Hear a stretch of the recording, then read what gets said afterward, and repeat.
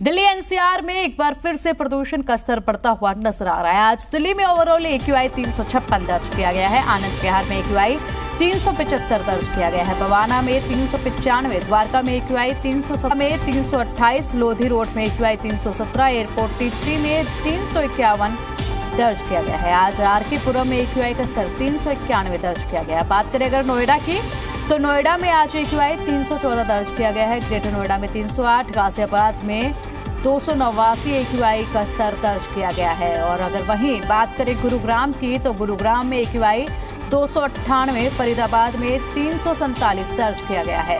तो एक बार फिर से AQI के स्तर में बढ़ोतरी देखने को मिल रही है। कल जहां पर काफी राहत थी और कल जिस तरीके से गिरावट AQI में देखने को मिली थी, उसके बाद एक बार फिर से जो है प्रदूषण के स्तर में बढ़ोतरी देखने को मिली। अधिक अपडेट दे रही है हमारी सहयोगी अनुष्का गर्ग। अनुष्का, देखिए राहत काफी अच्छे खासी मिली थी जब हल्की सी बूंदाबांदी हुई थी, उसके बाद AQI में काफी गिरावट दर्ज की गई थी और उसी के चलते जो है कई अहम फैसले भी ले लिए गए थे, कई नियमों को भी हटा दिया गया था, लेकिन कुछ पाबंदियां हटाई गई। आज एक बार फिर से प्रदूषण के स्तर में बढ़ोतरी देखने को मिल रही है।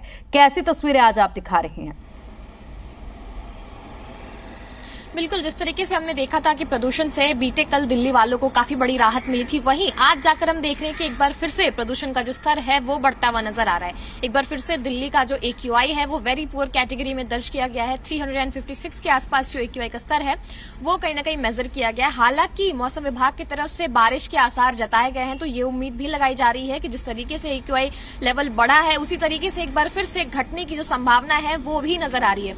एक बार मैं आपको दिखाना चाहूंगी इस प्रदूषण का विजिबिलिटी के ऊपर क्या असर है। मैं अपने कैमरा पर्सन को कहूंगी जरा कैमरा पैन करके आपको दिखाएं। आप देख सकते हैं किस तरीके से पूरा शहर मोटी धुंध की चादर के पीछे ढका हुआ नजर आ रहा है। विजिबिलिटी काफी ज्यादा कम है।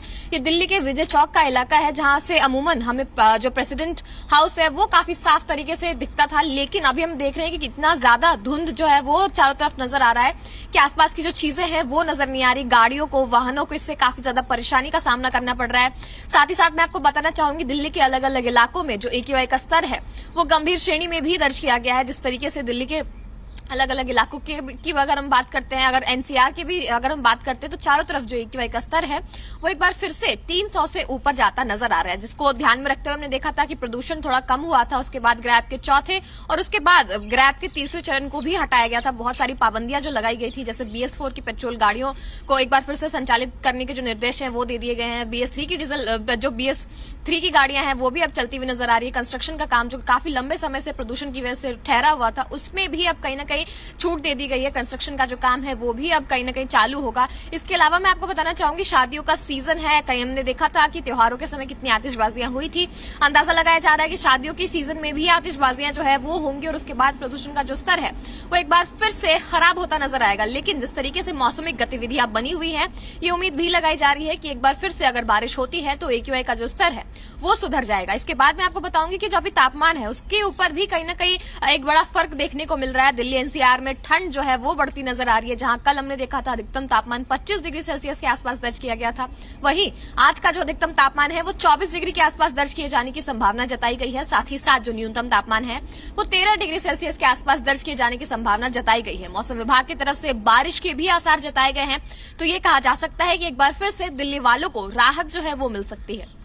बिल्कुल अनुष्का, वहीं अगर बात की जाए तो देखिए जिस तरीके से राहत मिली हम लोगों को प्रदूषण से, जो AQI के स्तर में गिरावट दर्ज की गई थी, उसके चलते कई सारी पाबंदियां दिल्ली वासियों पर से हटा दी गई है। क्या लगता है कि जो अभी ग्रैब 1 और ग्रैब 2 लागू है उसकी जो पाबंदियां हैं, क्या उनका सही से पालन करवाया जाएगा? और क्या लगता है कि ये पाबंदियां हटाने के बाद कुछ काफी मतलब हवा की रफ्तार अगर बढ़ती है, मौसम बदलता है, तो एक बार फिर से सामान्य नजर आएगा क्या AQI? क्योंकि जिस तरीके से पाबंदियां हटाई गई हैं तो ऐसे में ये भी खतरा हो सकता है कि एक बार फिर से प्रदूषण का स्तर ऊपर जाता हुआ नजर आए।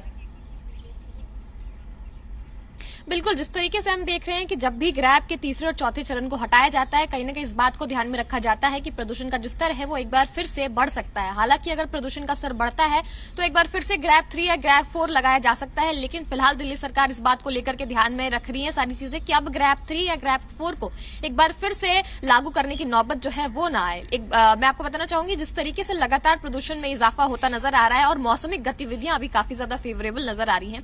हम देख रहे हैं कि बारिश की संभावना है जो है वो काफी 2-3 दिनों के अंदर जो है काफी ज्यादा देखने को मिलने वाली है। मौसम विभाग की तरफ से तेज हवाओं के चलने के भी आसार जताए गए हैं। तो कहीं ना कहीं ये कहना सेफ है कि अगर ये मौसमी गतिविधियां फेवरेबल होती हैं तो प्रदूषण का जो स्तर है उसमें कहीं ना कहीं काफी ज्यादा सुधार देखने को मिलेगा।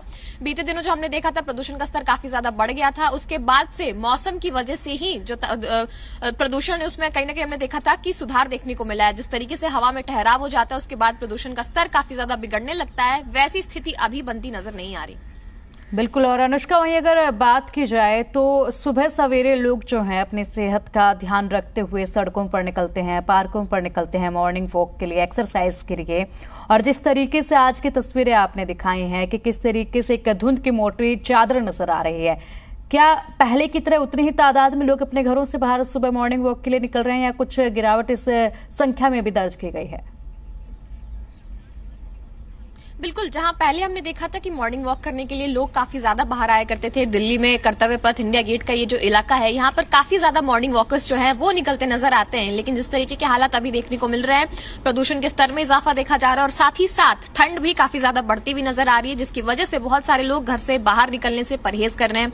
बच्चों और बूढ़ों के लिए ये समय जो है काफी ज्यादा खतरनाक होता है, क्योंकि ठंड का और प्रदूषण का ही सबसे पहले जो सीधा असर है वो बच्चे और बूढ़ों के ऊपर जो है वो देखने को मिलता है, जिसकी वजह से उनकी सेहत के ऊपर खासा प्रभाव जो है वो बढ़ता है। इस वजह से कहीं ना कहीं जो बच्चे और बूढ़े हैं उनके लिए लॉकडाउन जैसी स्थिति हो गई है, उनको घरों के अंदर रहने की हिदायत दी गई है। और साथ ही साथ मॉर्निंग वॉकर्स जो पहले हमें दिखा करते थे अमूमन, वो मॉर्निंग वॉकर्स अभी दिखते हुए नजर नहीं आ रहे उतने।